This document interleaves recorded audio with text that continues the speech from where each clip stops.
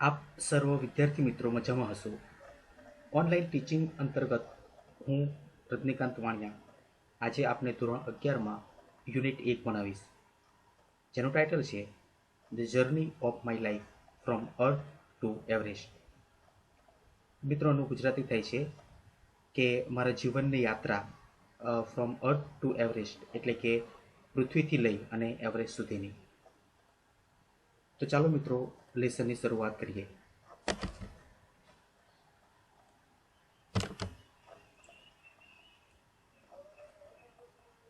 મિત્રો, આ પાઠમાં કુલ 4 સીન છે, પરંતુ આજે આપણે 2 સીન વિશે ભણીશું. મિત્રો, અહીંયા હું તમને પાઠમાં આવતા અંગ્રેજીનું ગુજરાતી અનુવાદ કરાવીશ.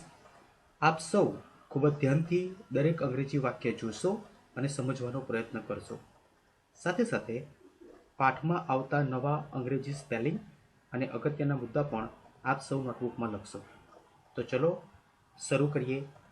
The journey of my life from earth to Everest. મિત્રો, આ એક એવા લેડીની વાત છે જેની સાથે એક અકસ્માત થાય છે અને અકસ્માતથી પોતાના જીવનમાં બહુ જ મોટું પરિવર્તન આવે છે. અને એ લેડીનું નામ છે Arunima Sinha. Arunima Sinha was a national level volleyball player. Arunima Sinha એક રાષ્ટ્રીય કક્ષાની વોલીબોલ ખેલાડી હતી.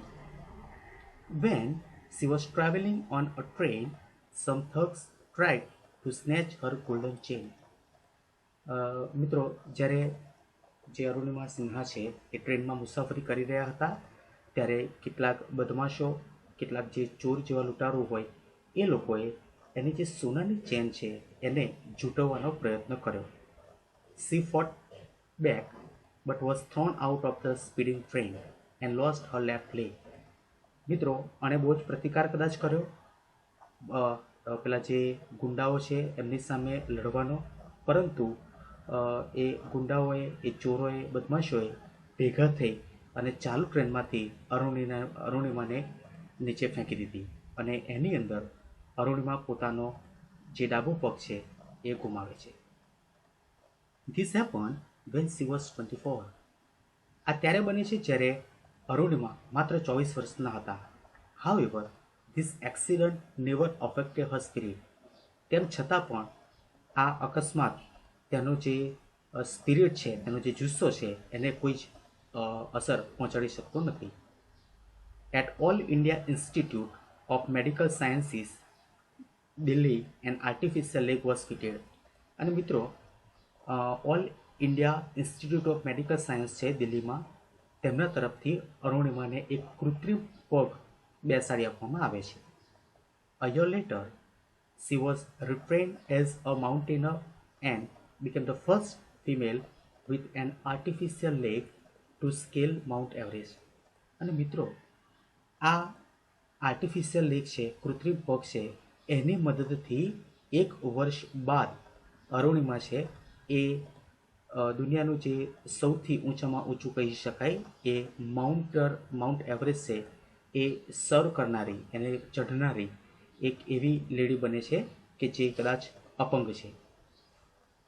This is her unforgettable story of hope, courage and inspiration.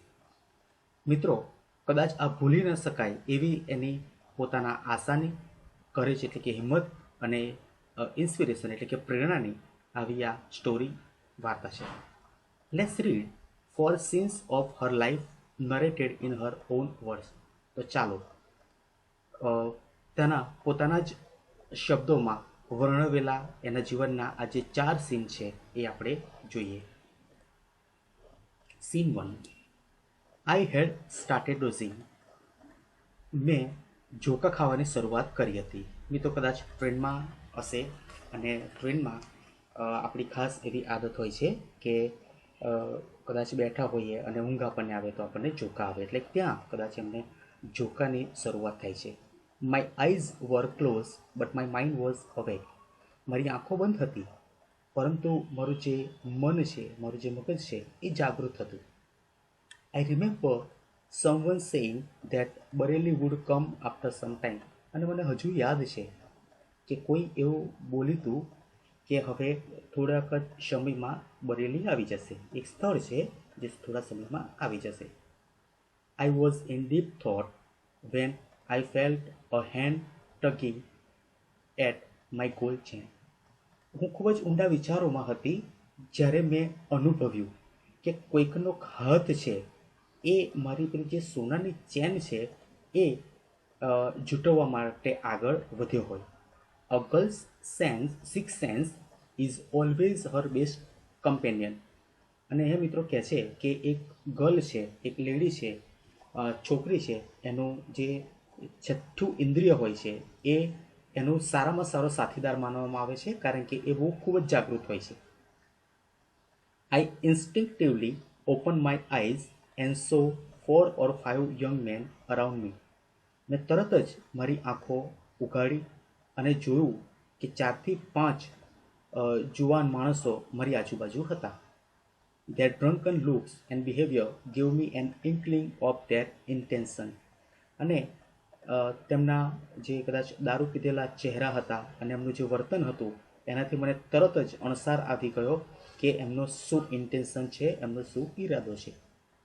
I stood up in a flash to tell them that had no intention of parting with my chain.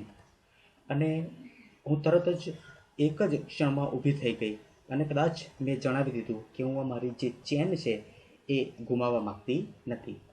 સો દે કેમ together at me. અને એટલા માટે એ બધા એક સાથે મારી તરફ ધસ્યા આગળ આવ્યા.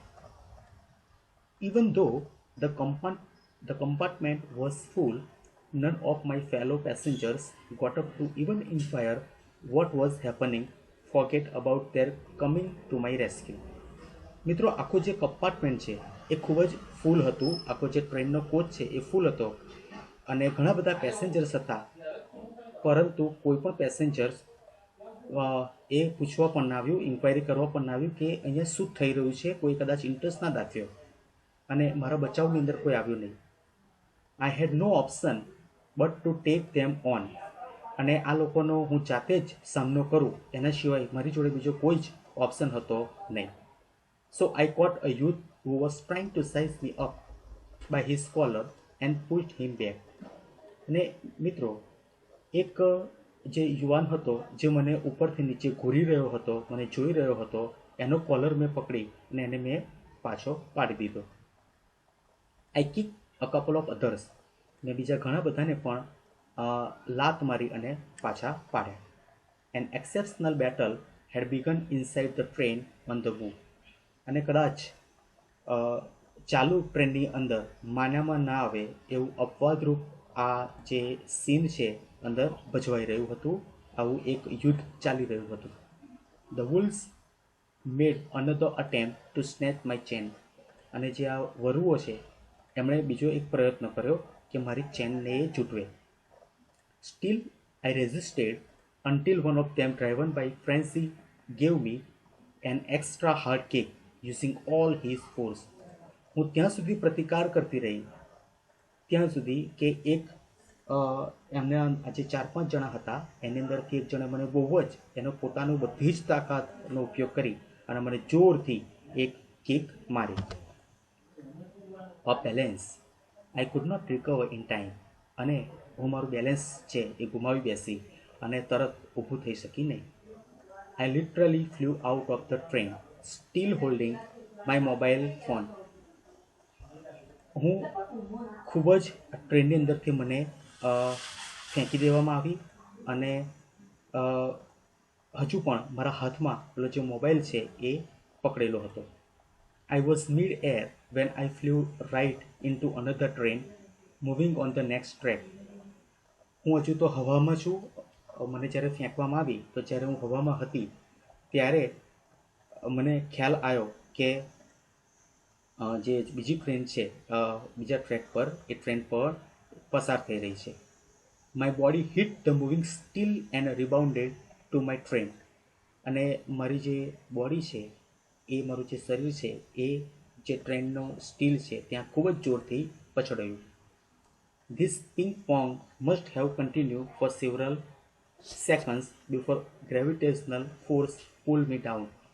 અને જે આ અવાજ છે એ હજુ સતત કેટલીક સેકન્ડો સુધી મારામાં ચાલુ જ રહ્યો, ત્યાં સુધી કે જ્યાં હું એકદમ જમીન પર જે ગ્રેવિટેશનલ ફોર્સ છે એટલે કે ગુરુત્વાકર્ષણ બળ છે એ મને નીચે ખેંચી ના લે.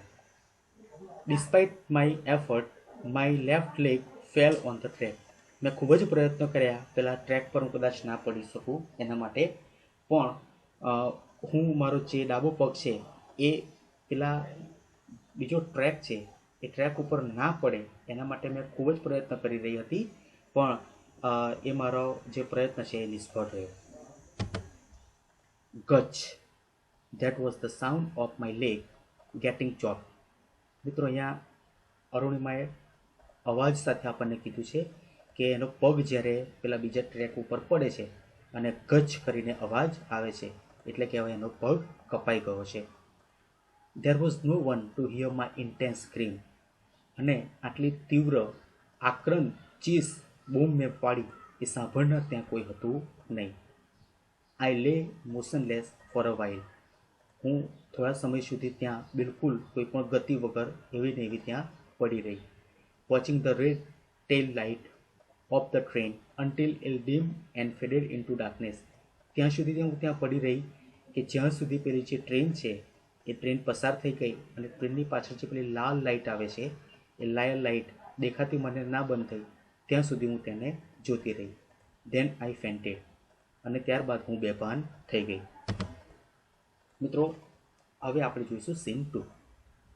આઈ was admitted to AIIMS Delhi on the intervention of the PM. અને કદાચ સાંજના સમય દરમિયાન મને દિલ્હીની જે એમ્સ હોસ્પિટલ છે ત્યાં મને એડમિટ કરવામાં આવી. The union government would bear the entire cost of my treatment. અને જે કેન્દ્ર સરકાર છે એ કેન્દ્ર સરકાર દ્વારા મારી જે આ બધી આખી ટ્રીટમેન્ટ છે, આ સર્જરી છે, એ બધાનો જે કોસ્ટ છે, ખર્ચ છે એ ઉપાડી લેવામાં આવ્યો. Soon AIIMS began issuing daily medical bulletin on my status. અને આ જ રીતે થોડાક જ એ જે દિવસો છે, એ સમય છે, એની અંદર જે એમ્સની અંદર મારું જે રોજનું મેડિકલ જે સ્ટેટસ છે એ બતાવવામાં આવતું હતું. I was told that young people, auto drivers and roadside vendors were carrying out candle march to galvanize support for me and to pray for my recovery. મને કહેવામાં આવ્યું કે ઘણા યુવાન લોકો, રિક્ષાના ડ્રાઈવર્સ, ત્યારબાદ જે ફેરિયાઓ હોય છે એ ઘણા લોકોએ કેન્ડલ માર્ચ કરી મારા માટે, અને મારા માટે એ લોકોએ ઘણો બધો સપોર્ટ અને પ્રાર્થનાઓ પણ કરી જેથી કરીને હું વહેલી તકે સાજી થઈ છું. With the help of the best and the latest technology gradually. ખાસ કરીને જે લેટેસ્ટ ટેકનોલોજી છે અને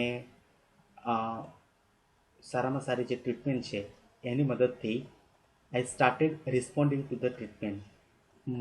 મારી જે ટ્રીટમેન્ટ છે એની અંદર મને હવે રિકવરી મળવાની શરૂઆત થઈ ગઈ. One morning, my brother-in-law, my sister Lakshmi's husband, Sahib, suddenly asked me. એક સવારે મારા જે જીજાજી છે, મારી બહેન લક્ષ્મીના હસબન્ડ, તે સવારે આવે છે અને મને એકાએક પૂછે છે, એવરેસ્ટ ચઢો કે? શું તું Everest ચઢીશ? He had just read an interesting piece of information in the newspaper. એમણે હમણાં જ ન્યૂઝપેપરની અંદર એક કદાચ મહત્ત્વનો અને રસપ્રદ આર્ટિકલ અથવા તો માહિતી એની વાંચી હતી. નો ફિમેલ એમ્પ્યુટી હેડ એવર સ્કેલ એવરેસ્ટ. અને એ માહિતી એવી હતી કે હજુ સુધી કોઈ પણ અપંગ સ્ત્રી આ માઉન્ટ એવરેસ્ટને સર કરી શકી નથી. આઈ વોઝન અમ્યુઝ. મને એટલું બધું આશ્ચર્ય ના થયું, એટલી બધી મને નવાઈ ના લાગી. I have lost a leg and you are talking of Mount Everest. મેં મારો પગ ગુમાવી દીધો છે અને તમે માઉન્ટ એવરેસ્ટ ચડવાની વાત કરો છો.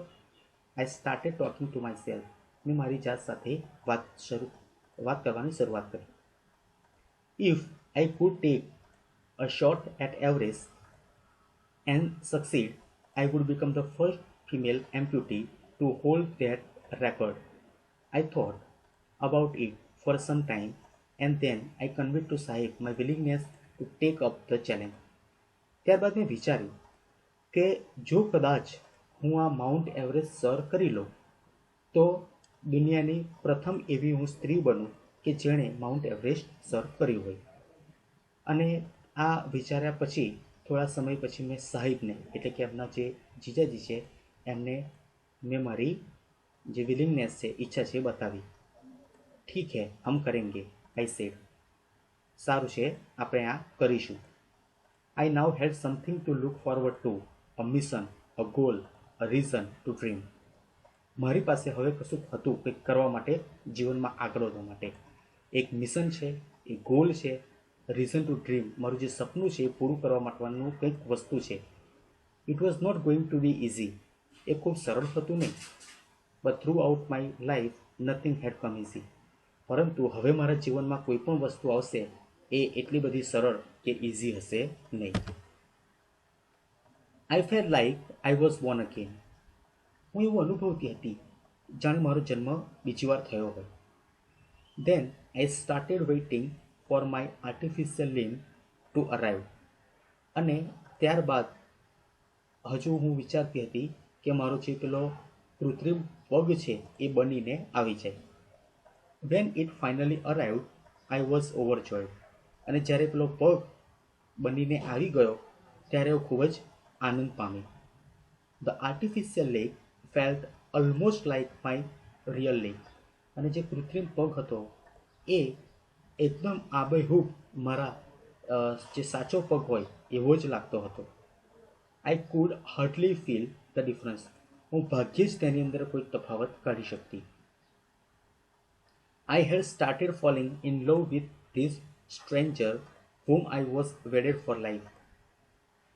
મને આ જે સ્ટ્રેન્જર છે, અપરિચિત વસ્તુ છે, અજાણી વસ્તુ છે, હું એના પ્રેમમાં પડી કે કદાચ મારા જીવનની સાથે હું મારે રહેવાની હોય અને કદાચ એની સાથે મેં લગ્ન કર્યા હોય. I had set my eyes on a mountain and I needed to prepare myself with the help of this stranger. અને મિત્રો મેં હવે પેલા જે માઉન્ટેન છે પેલો પર્વત છે એની સામું મેં જોયું અને આ જે અજાણી નવી વ્યક્તિ આવી હતી સ્ટ્રેન્જર એની મદદથી મેં એને સર કરવાની અને હું એને સર કરી શકું, એને હું પાર કરી શકું એ રીતે મેં મારી જાતને તૈયાર કરી. તો મિત્રો આ હતો યુનિટ 1 અરુણિના સિંહાનો સીન 1 અને સીન 2. મિત્રો આગળના વિડીયોમાં આપણે સીન 3 અને સીન 4 વિશે ચર્ચા કરીશું અને જોઈશું કે હવે એ કેવી રીતે માઉન્ટ એવરેસ્ટ સર કરે છે અને પોતાના જીવનનો એક જે ગોલ હતો, એમ હતો એ પૂરો કરે છે. મિત્રો આ વિડીયોની અંદર આવતા હાર્ડ વર્ડ્સ છે તમારા માટે કદાચ નવા હોય તો એને તમે નોટ ડાઉન કરશો. ડિક્શનરી કે મોબાઈલની મદદથી તમે એ શોધી રહેશો એનો જે મિનિંગ છે એ, અને વિડીયોને પોઝ કરીને આ લેસનને 2 થી 3 વાર તમે વાંચી લેશો. તો પછી મળીએ આપણે સીન 3 અને 4 સાથે. ત્યાં સુધી આપ સૌને મારા સત કેવલ સાહેબ.